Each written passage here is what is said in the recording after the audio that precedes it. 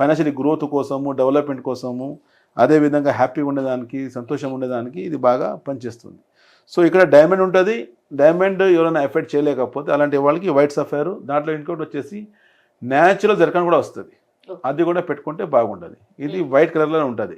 So ఆ విధంగా so conclusion ఏంటంటే white sapphire is a stone of beauty, stone of love, stone of money, stone of marriage, stone of happiness, stone of pleasure, it's stone of enjoyment, ఆనందం, సంతోషం, ఇవన్నీ మనిషికి ఇవ్వగలుగుతుంది. So అంటే మనకి diamonds లో అమెరికన్ డైమండ్స్ అని కొన్ని చెప్తుంటారు, అది గ్లాస్ పీస్, అది దాంట్లో ఇంపాక్ట్ ఉండవు.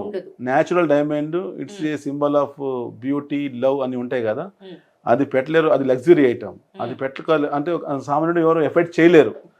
అందుకే వైట్ సఫైర్ కూడా వాళ్ళు పెట్టుకోవచ్చు. వైట్ సఫైర్ అదే రిజల్ట్ ఇవ్వగలుగుతుంది సేమ్. ఇప్పుడు డైమండ్ అంటే మీరు చాలా ప్రీషియస్ అన్నారు కదా, లగ్జరియస్ అన్నారు. ఈ వైట్ సఫైర్ కి దానికి అంటే ఎంత డిఫరెన్స్ ఉండొచ్చు?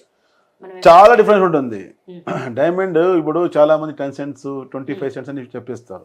మినిమం పెడితే 1 carat పెట్టాలి. 1 carat మీరు మంచి డైమండ్ తీసుకుంటే అది 2 lakh అబౌవ్ వెళ్ళిపోతుంది.